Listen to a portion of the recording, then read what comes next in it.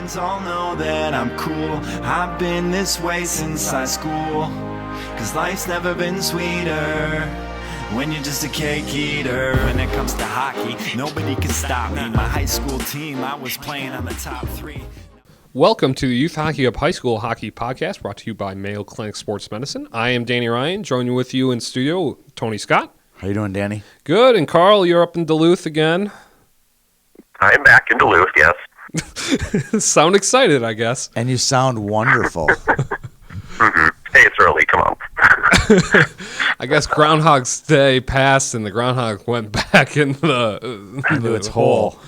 And winter has come to stay in Duluth. Yes, it has. It hasn't here. It's practically spring here. I know. Okay, so we're going to start off by Carl reading off his rankings. Little disclaimer between Tony and I made Tony not look at Carl's rankings, and I have not looked at Carl's rankings, so we're going to be somewhat surprised. And so... And I'm fidgeting right now. It's bugging me that I can't look. It's going to be candid. Let's go say that. Carl, let's go. Let's hear him. Okay, number one, Eden Prairie, surprise. No. Okay. Shocker. Move on. Number two, Holy Family. Well, no surprise to us, but will be some surprised in other parts of the state. I just... Yes, I noticed that, yeah. On Twitter the other day, yeah. Holy Family is playing very, very good hockey right now, and the Mariucci matchup that we're looking for in 2 weeks is going to be very, very good. Yeah, I think it's a no-brainer. I even said on Twitter, I thought you should have had him number 2 weeks ago, not just last week. So I'm big on Holy Family, and the matchup is coming. I mean, you can feel it. Yeah. Okay, number three. Number three is Edina. Yeah. No surprise there. I still think they're in that group where they're headed on a fast track to the state finals. Yeah, and I mean, they don't mind coming back. They came back 2 goals down last night against Minnetonka. Very impressive. Okay. Yep.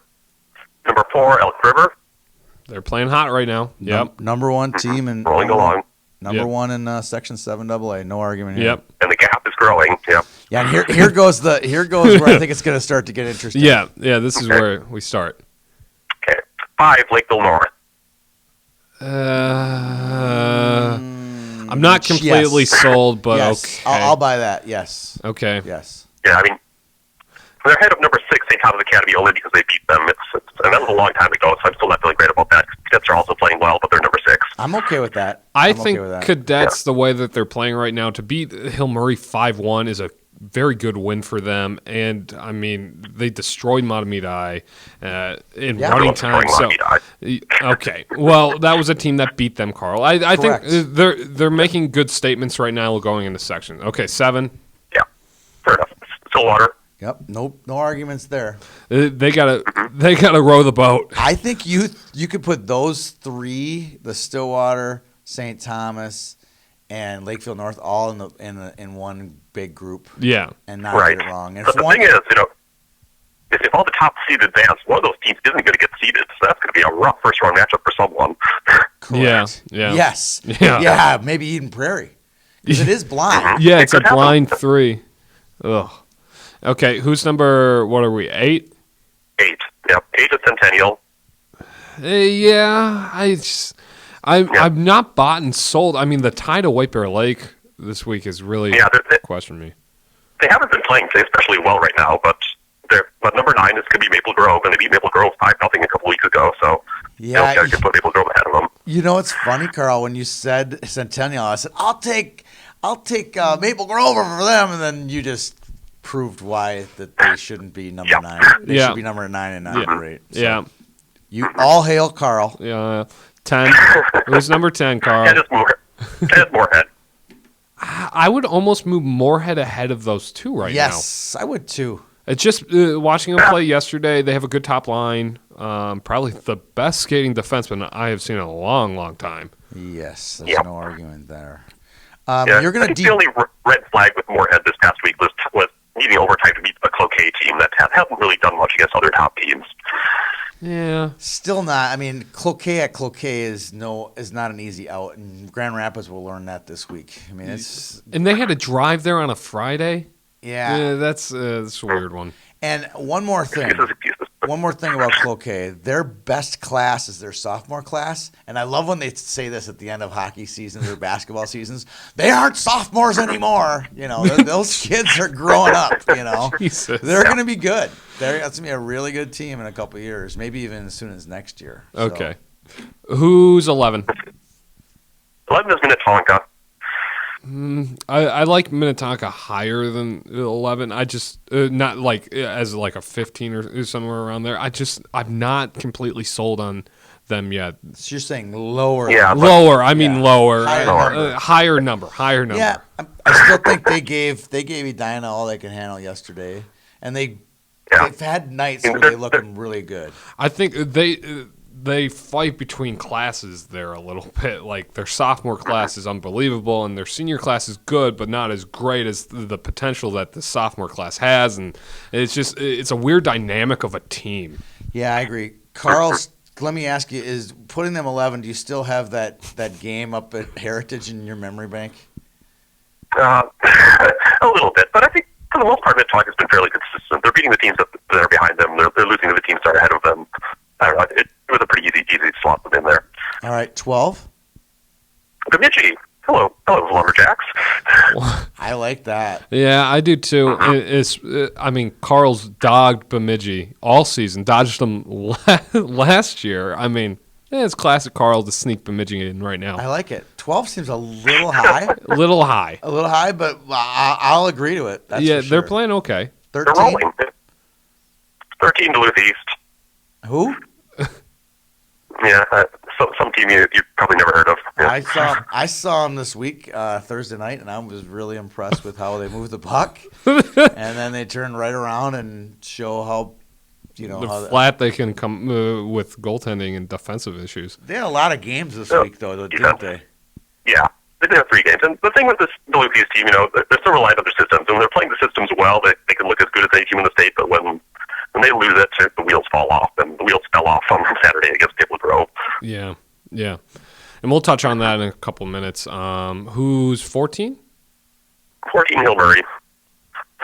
Talk about wheels falling off the bus. They're struggling, and I'm guessing your 15 is going to be the other team kind of struggling, which is Grand Rapids. Right? Yeah, a lot of strugglers at the top 15 here. Yes, 15 is Grand Rapids. Yeah. I didn't even have to look at the internet to figure that one out. We look at there's a couple of teams right now. I mean, Grand Rapids is one of them, but look at Hill Murray. This is a team that's just completely puzzling to us right now. Yeah. Which Hill Murray team are we going to see? The first half Hill Murray team or the second half Hill Murray team? Is it the team that beat Edina at Braemar? Yeah.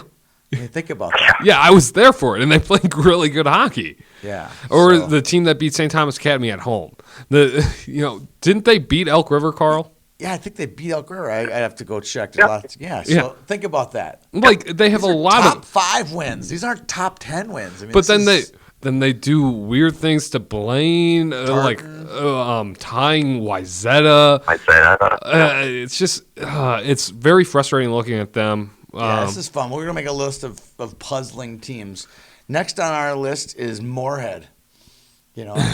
Again, they have some puzzling losses, but I think more of that's the first half thing. Their second half's been pretty impressive. The best way I can describe Moorhead right now is after watching them play, is that they are best on the attack.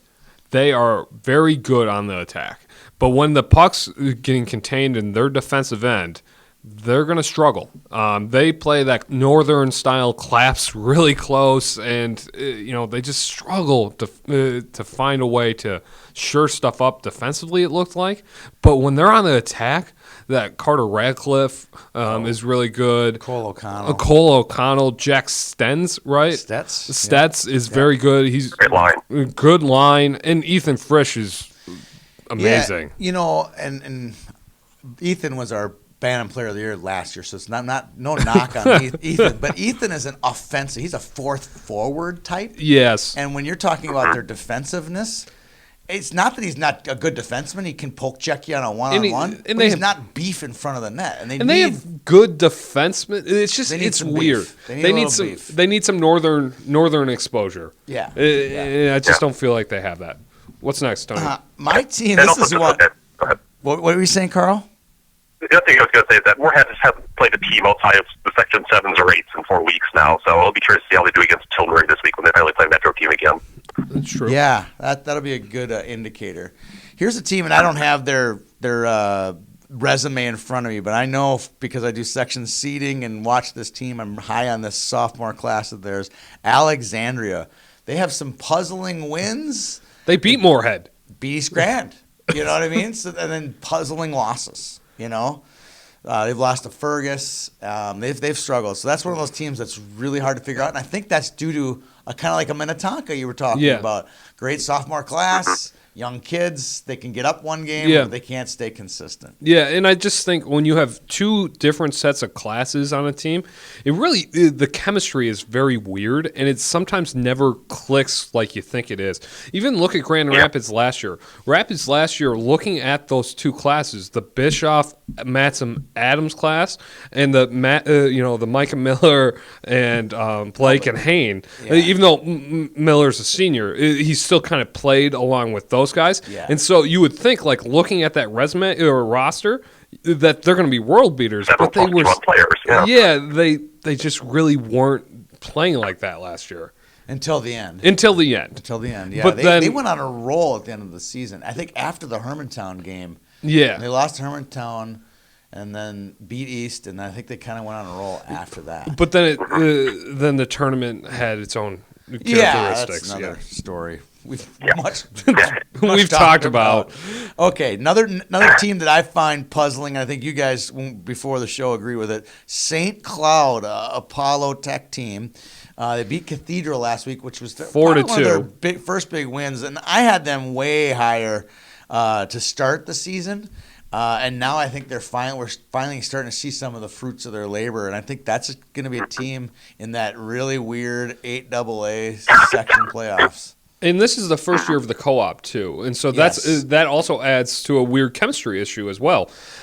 No, I don't think it's as bad as you'd think. Okay. These kids all played youth hockey together. They play as one association, so they all know each other. Actually, there was a good rivalry. I mean, when I was up there doing my outsider story, the Cathedral kids were coming in while the Apollo kids were going out for practice over at the MAC, and they're flipping each other a whole bunch of hard time, and they all know each other. So I don't think that it's necessarily I don't think it's that bad. They've been friends forever. They're just from separate parts of town and separate high schools. Yeah. I don't think that's a big issue, and I think that Coach Batnich is the kind of guy that will marry those guys together. Yeah. He knows all the Tech guys. He would talk to me about Tech guys, and he's friends with the Tech coach. So I don't think that's a big deal. It's a weird dynamic because you would think that St. Cloud would be a better hockey town. It is a great hockey town. It just can only feed 2 high schools. It can't feed 3. And I think the public kids are going to do well come playoff time. That's going to be a team that's going to probably surprise someone in 8AA.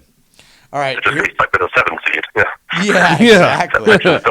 with that 7 seed, you know, if you're Bemidji and you're the number 2 seed, are you going to want to play St. Cloud in the first round? No, thanks. No, thanks. All right, this is the last of our puzzling teams, and then we have kind of a puzzling section. Burnsville. Yeah, Burnsville, 2 weeks ago, was making a push for the top 10. The Blaze were on fire. Yeah, the Blaze were on fire, hashtag.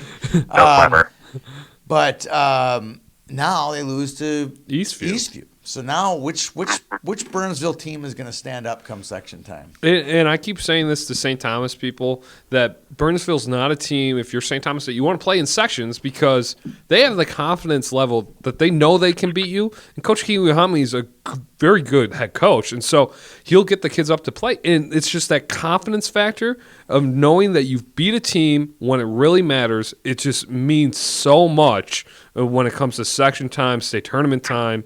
It's a huge factor. Carl, any thoughts on Burnsville?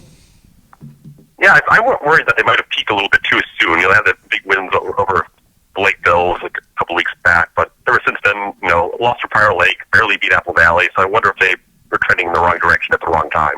Yeah, I agree. All right, so here's a fun one. Section 6AA. In my section seeding, I used a really goofy set of logic. I have obviously Edina 1. That's no question. All right, and then I put Benilde 2, Wayzata 3, Cretin with 14 or 15 wins at number 4. I used the logic. I used the logic that Benilde beat Wayzata and Wayzata beat Cretin, and St. Louis Park hasn't beaten any of the three. So I went with that order. Needless to say, I've been under some scrutiny from people at Cretin and Wayzata, putting Benilde, who has, was it 5 wins? Maybe 6 wins. I'm not sure, but I think a lot of that plays out when St. Louis Park and Benilde play. Yeah. That'll pretty much solve that. If Benilde can beat St. Think Park, I still keep them at number 2 and still build a huge laundry list of haters from the Cretin team. I'm going to disagree with Tony here. Yeah. I think that Cretin's won 16 games. That's enough. I don't care if they lost twice out. They deserve the 2 seed.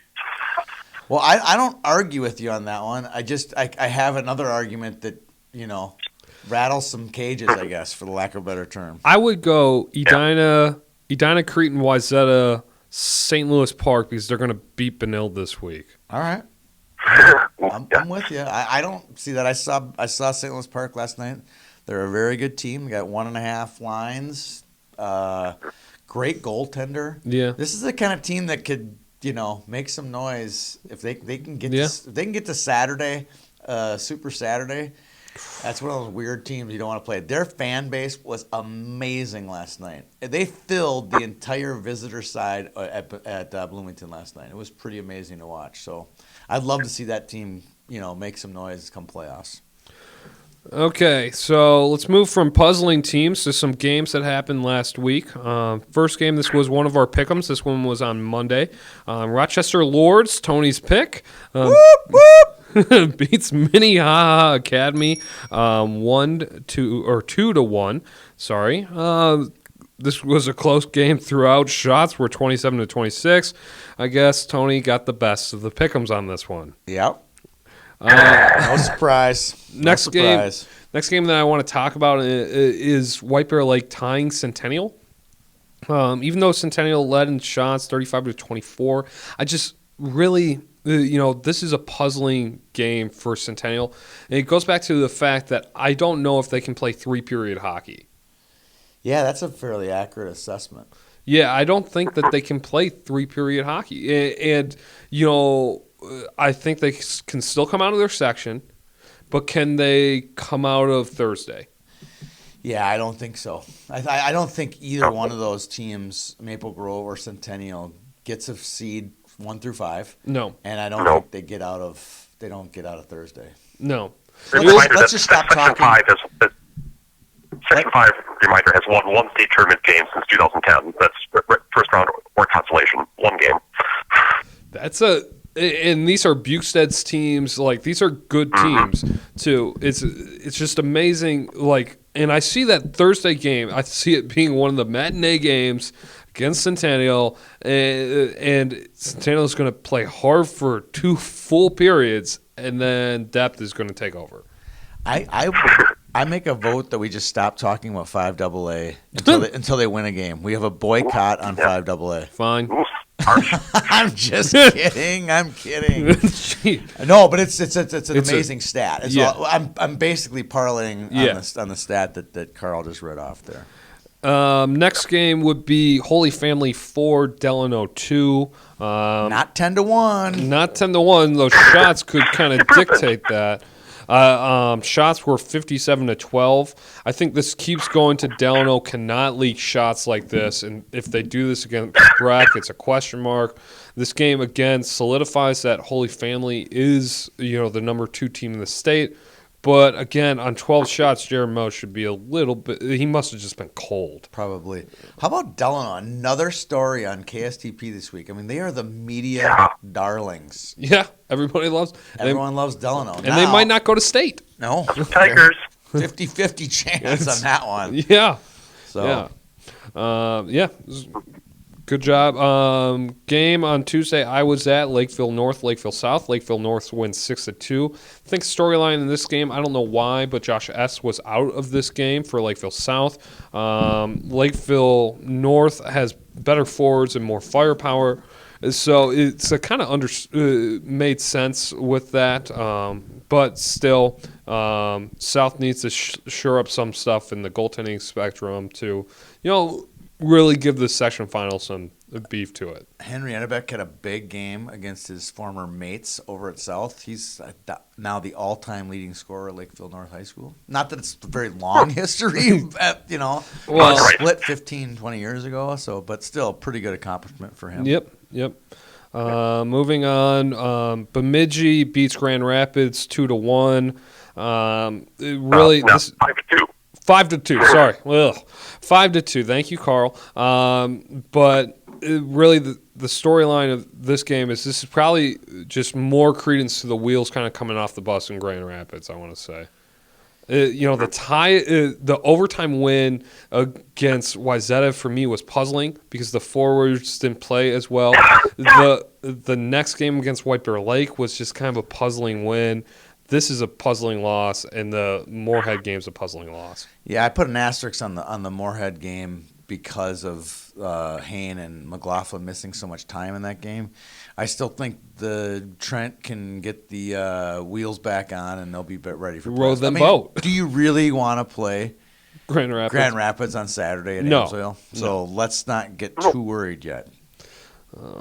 Okay, next one was the game I was at yesterday. Moorhead 4, Rapids 0. Again, like Tony, you just said, Gavin Hain didn't play in this game. Blake was out for a period.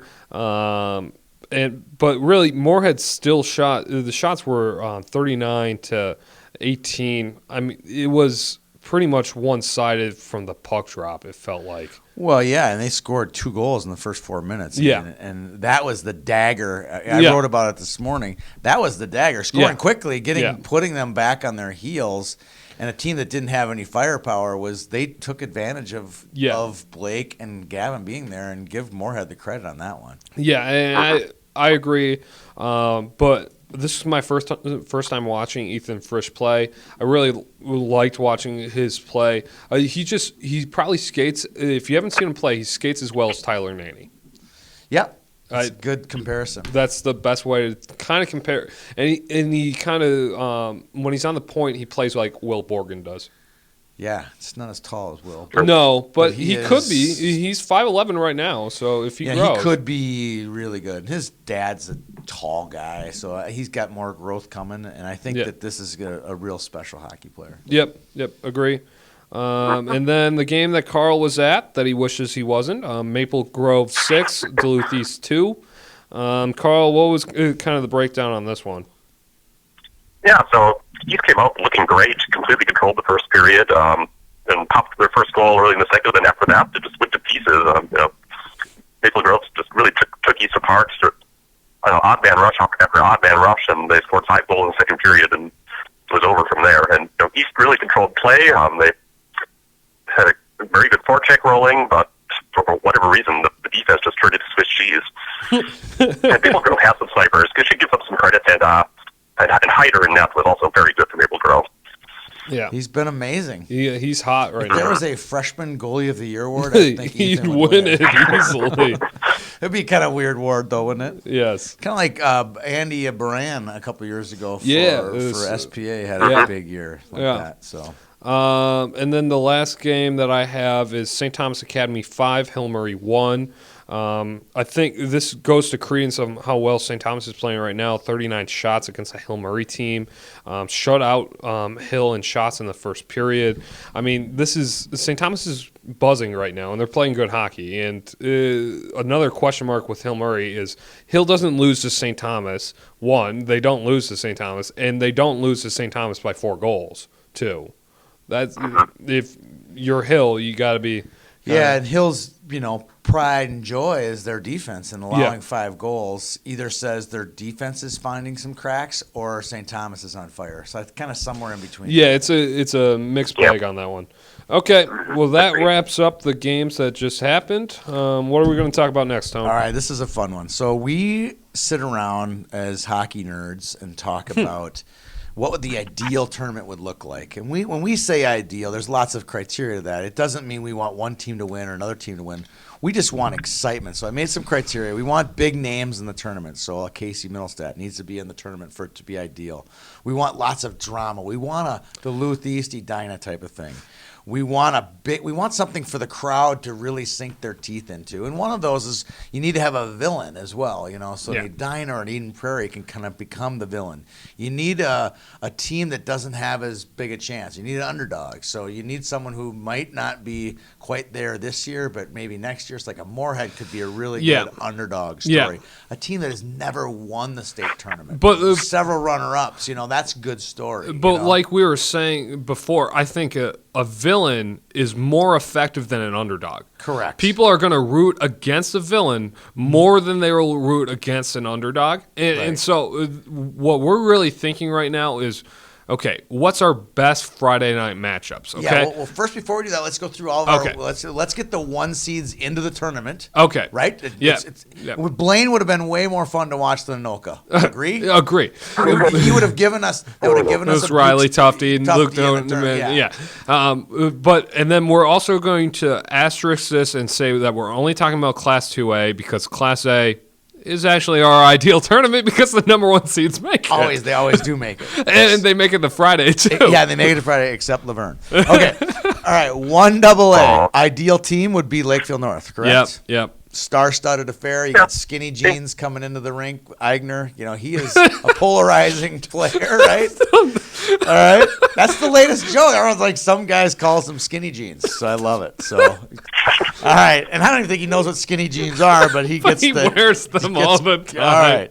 All right. So 2AA, that's an obvious one. Eden Prairie. No offense to Holy Family. They're a great story, but they don't fit the criteria of big names. Here's the thing is the first time a team makes it to the tournament is never they're never going to win. It's a weird thing. What's your Centennial? Centennial did it. Unless, but I mean, looking back at Mr. Hockey. Yeah, player, well, they were unreal. 4 Division I players. Okay, or 5. But the history says that the first time you make it to the tournament, chances are you do not win the tournament. Correct. Yeah. All right. St. Thomas Academy. Yeah. Yep. 4AA Stillwater. Alt would be Hill Murray. Hill Murray, if they can get back to the beating top 5 teams, because we all know that if White Bear Lake makes it, we don't need to talk about them for the Friday game either. Yeah, they won't be in the Friday game. Anything's possible. Anything's possible. 5AA, there was some debate whether it be Centennial or Maple Grove. I think it's a flip of a coin. We talked about that as well, didn't we? I think that Centennial's a cooler pick just because of the 2004 lore of Centennial, and they've played recent good games in the tournament past. Elk River would be a good story, although I think if we're trying to build our ideal tournament, Rapids or East is better because it brings a northern flavor. And we can call Elk River North as much as you want, but that's not a North team. That's a Metro team. Yeah. Moorhead, I think, is the sexiest team in 8AA. Yeah, and they're the ones that can do the most damage. Correct. I think that's what it comes down to. Agreed. We'll see how far Bemidji keeps going here, but I think you can't go wrong with either of those. And Bemidji gave Edina a good run, too, a couple of years ago. That was a weird run. It was a run, but it was a weird run. But we want to see a good game. We want to see the Roseau Lakeville North game where Jan stood on his head. Tran and Jan just were out there for the whole third period. Yep. Yeah, and Buxton, defenseman. Yeah. All right, so that's our ideal tournament. What's our ideal Friday then look like? If we get these 8 in here, the ideal Friday has Eden Prairie. Has Eden Prairie in it, obviously, right? It has to have Eden Prairie, and here's why. Because you want to see Casey, okay? Yep. If you want to see Casey in the tournament, you have to have Eden Prairie in the Friday game. Yep. Not necessarily in the championship game, but Casey will make the Friday night worth watching just by being there. Okay. Yeah, I talked about this before the show. I just kind of imagine some guy with a 6, 8, and 10-year-old kid living in wherever, Inver Grove Heights or something. Says, should I watch this game or should I not? Right? He would watch this game just to see Casey Middlestat do Casey Middlestat stuff, win or lose, and if it's close, even better. Yeah, you know, that's exactly. the drama effect. So Yeah. Eden Prairie's got to be in it. How about their evil neighbor to the east, Edina. Edina. I think Edina's got to be in it. It'd be better if they were separated, Yeah, and they will be. they will be, but I have no interest in watching a late conference game in the tournament. We talked about that. We're going to talk about that when we get to that Okay, point. fine. Yeah, Eden Prairie. Let's just get that out of the way now. Eden Prairie and Edina in the final Should never is happen. not ideal. No. And it's not because they're not two good teams, but they've played 11 times, I think, this year. Hey, if that happens, I'll buy your drink at McGovern's if you find me. Okay, because I'll be there, not at the game. Not at the game, right? Yes. Okay. Yeah. Okay. All right. Yeah. It won't be exciting. I mean, it'll be fun for those two communities, and the rest of the state will just turn the television off. Yeah, exactly. They might peek at Twitter to find out who's ahead, but they're not going to watch. Okay, you need a private school and you need the northern school. Oh, here we go. Here we go. I Well, only you see have one private school Private on school, you here. have 3 villains. That's boring. Come on. Oh, I see what you're saying. So your private school could be a big. What's a bigger villain, a private school or Edina or Eden Prairie? I think it depends on the Private private school. school. It depends, Carl. Well, yeah. It depends because if it's Hill Murray, I don't think Hill Murray's as big of a villain as St. Thomas. I think they're. I think they're a horse apiece. Now, you're thinking as just a casual fan. You're not thinking as a student. They go to an all-guys school. They don't have girls. They pay a ton of money, and they're in those stupid uniforms over there. Yeah, you're going to cheer against them worse than you're going to. I'd give you a 51-49 on that one. What does Hill A have? bigger horse. Okay, The horse piece that's a little bit bigger, Hill but just not chants that one. Jesus loves us. Okay. Yeah. Okay. All right. So, what about who's their ideal? So you have to have a team from the north. And right? I So don't think more- Elk I River would is take that. 2 other teams. What's that, Carl? I would take 2 other teams. I want my 2 Friday night games to be either Duluth East or Grand Rapids against Edina. 'Cause that's just a classic matchup either It way. really is. And have the 8AA winner play Eden Prairie. So that would be an awesome Friday night. Here's my dilemma on that, though, Carl. Is if the 8AA matchup versus Eden Prairie, we just know who's going to win that game. Where if we have a private school against Eden Prairie, I think that's more of a toss-up on who wins that game, and it's a better contest. I don't Who cares think. about St. Thomas, Eden Prairie? But St. Thomas and Eden Prairie tied this season. Yeah, it was a good game. It was a very good game. So I think the quality of the matchup is going to be there. If you're a casual fan, who do you root for in that? I wouldn't. I agree with you on that. And I think no matter who plays the private school, you're not going to have a good rooting base. But I also think that if we see an 8AA team versus a Metro team this year, it's just not going to be as good of a matchup, and it's going to be a slaughter fest after the first period. I think the only way that St. Thomas can become the villain is if they're playing a North team. No. Yeah, it's the only way. No. Yeah, that's the only way. St. Thomas. If they play Edina. St. Thomas and against Eden Prairie or St. Thomas against Edina, nobody cares. Nobody cares. I agree with you there. So it has to be St. Thomas is if it's a private school, Hill Murray or St. Yeah. Thomas, it has to be against a northern team for it to be exciting. So I'm going to agree with you, Carl, that it has to, in order for it to be ideal, we have to get 7 and 8AA into Friday night. But here's the other. And then last year they canceled each other out. But the Hill Murray Minnetonka game a couple of years ago was a very good game. The 5 overtime game. Yeah. So that was a good game. But again, who do you root for in that game? You don't. Yeah. You go to McGovern's, like you said. And you have a good time. Well, that was a fun little segment. We could go on and on. We could build our ideal tournament. Like you talked earlier about, what would be the ideal, teams. I still think the ideal game, the best television to watch would be watch Hermantown play Eden Prairie. That's my dream game because I think that they're the 2 best teams in the state right now.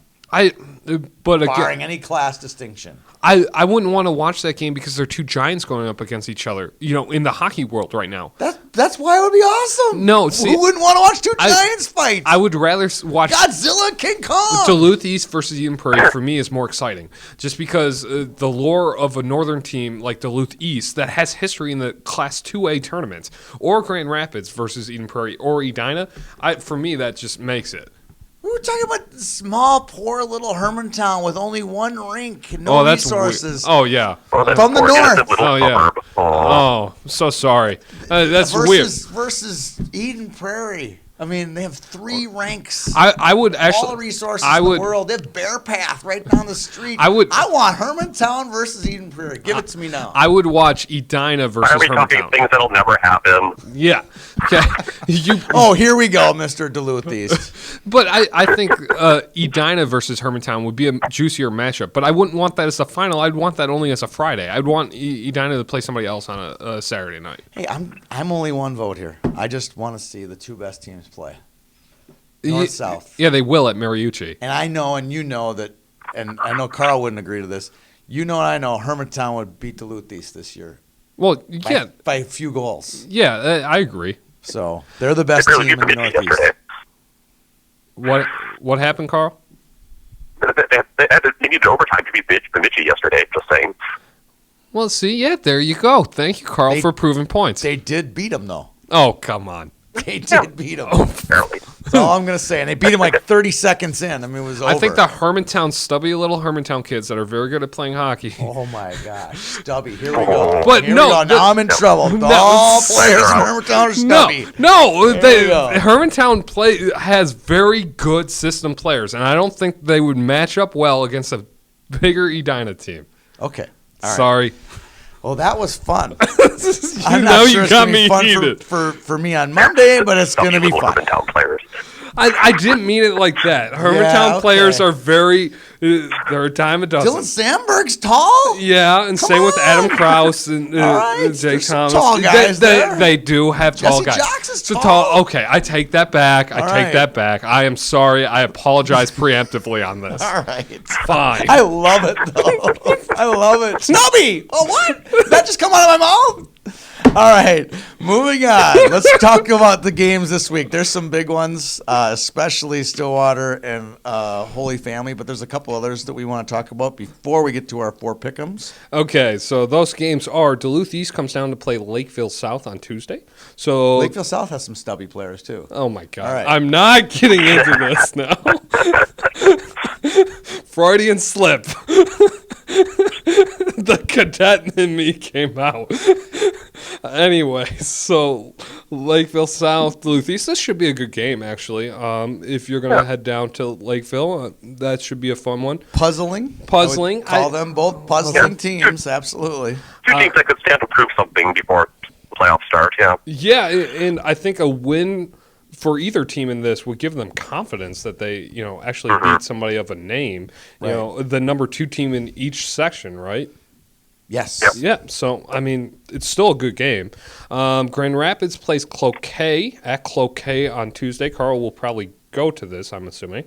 Yes, they will. Yeah. I think, It's a big one, isn't it? here's some storylines with this. What happens when Grand Rapids loses this game? Are they the 4 seed? That's a really good question. Probably. It dawned on me that could happen. Yeah. I mean, the records are fairly close. They would have split their 2 games, with Cloquet winning the later one, and Cloquet also beat Andover, who Grand Rapids tied. So Cloquet has a good case for 3 if they somehow win this game. Could you imagine? And then the Rapids East final could happen. But could you imagine? I mean, just picture the fact that Elk River would have to play Rapids on Saturday.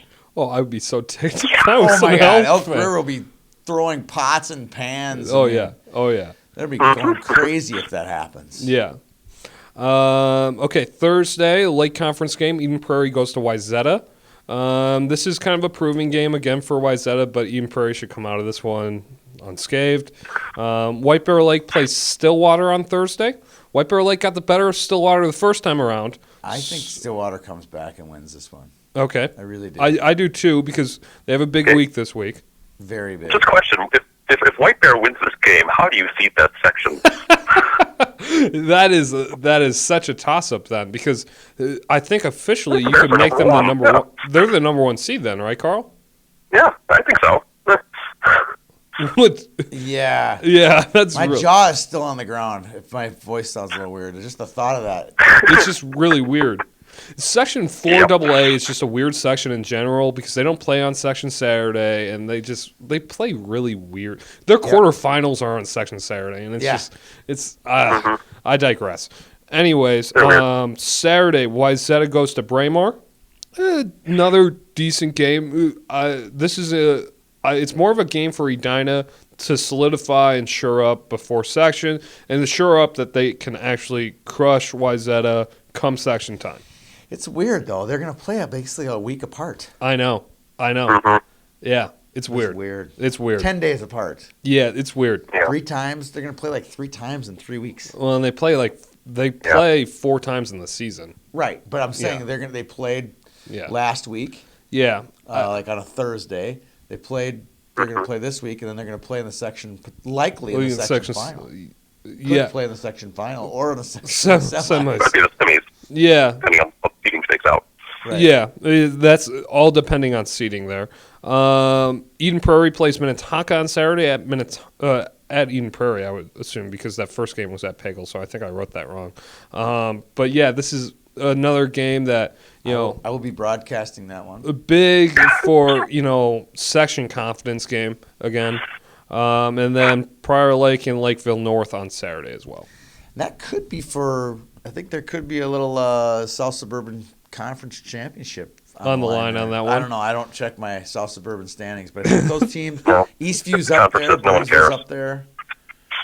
Yeah. I don't know. I'm not sure, but that could be a big Well, game. suburban.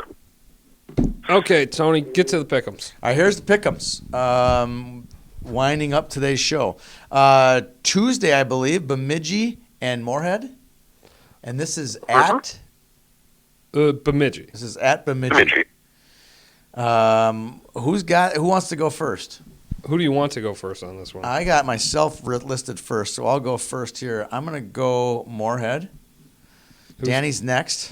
I'm going to go Moorhead after seeing them play. I think this is going to be a low-scoring game, but I like that top line. And I will jump on the Bemidji bandwagon and say the Lumberjacks.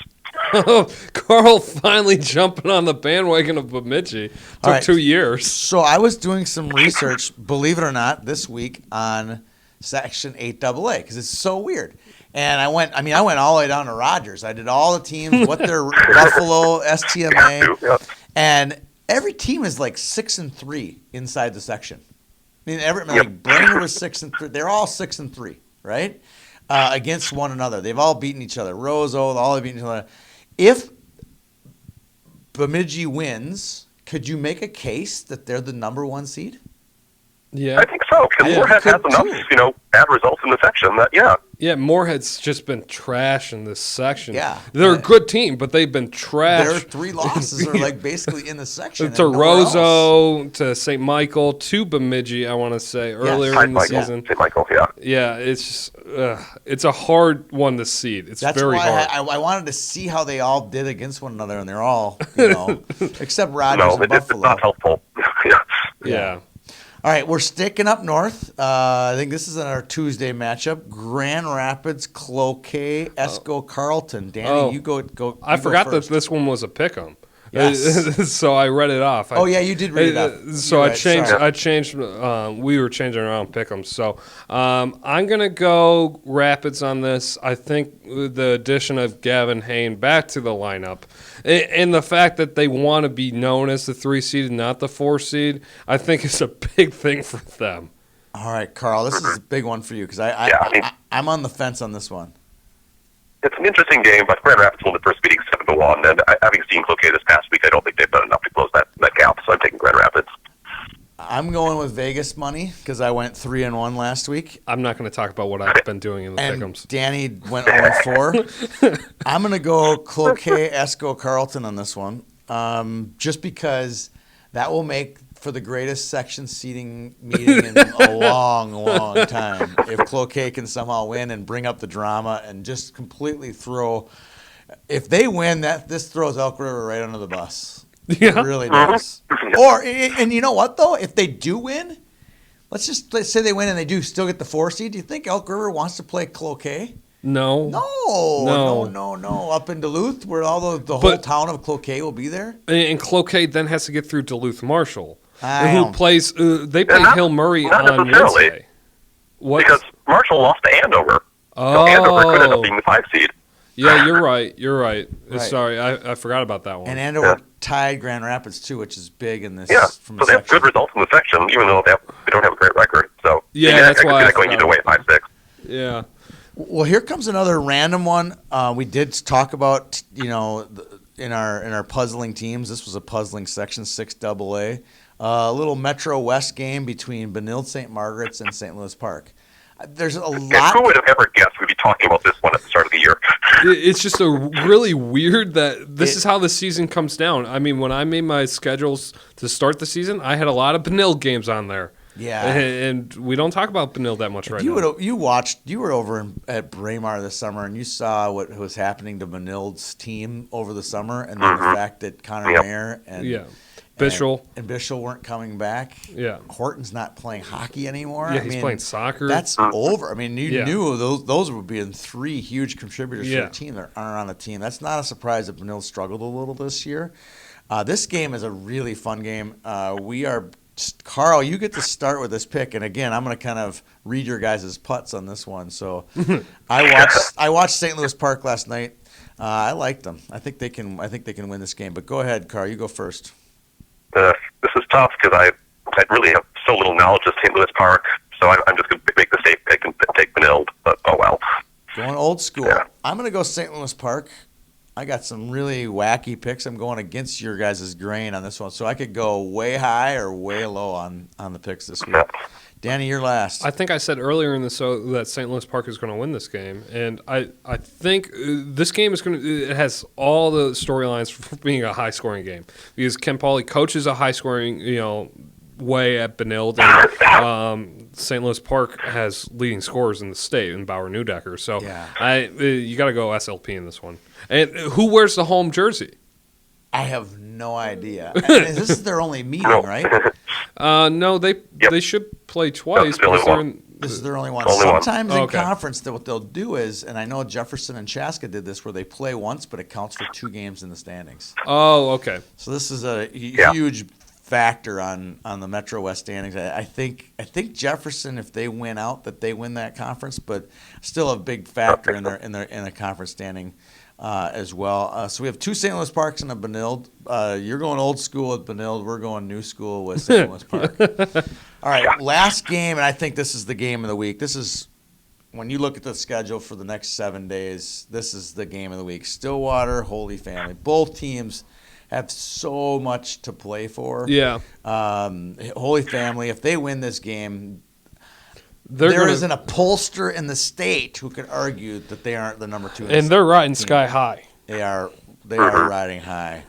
I get to go first. I'm going to take the Catholics on this one. I think they're the best. I think they're the 1A, and Eden Prairie is the 1 in top teams in the state. Danny, you're next. I got to go with the Fire on this one. I think the Fire pull this one off. I still have question marks coming down to section play because of their strength of schedule, but neither team has a great strength of schedule going into this game. So I think that I just got to look at Holy Family winning this game. All right, Carl. I might as well go against the grain and pick Stillwater. I think this game probably means a little more for Stillwater than it does for Holy Family, just because they need to prove something going into sections, because they haven't played. Holy Family's schedule, it has some very confident county cupcakes, but they've also played some very tough teams and done very well. So I agree. I agree. Well, what a fun show. We learned that Hermantown has stubby players, and we learned what a ideal state tournament looks like. And I can't wait. We're less than 30 days out from the tournament. A couple weeks from some great hockey over at Braemar and Big and Amsoil and Moorhead. I mean, it's going to be awesome. It's going to be an awesome run. So much uncertainty. We have a true number 1 in the state who has to play a great team in sections. I mean, this is going to be awesome. I can't wait. Carl, thanks for dialing in. Danny, what a great show we put on today. Thank you to our sponsor, Mayo Sports Medicine, for their sponsorship on our show. We'll see you guys at the rink. See everybody all around the rink. Have a good week. Last night my kid tore up his league. He had a hat trick right up his sleeve. Coach said he's never seen that. Gemini Athletics gonna have to stitch the C-patch. I've got Ferraris, Maseratis, drive all over the place. I drink martinis, never seen these looks all over their face.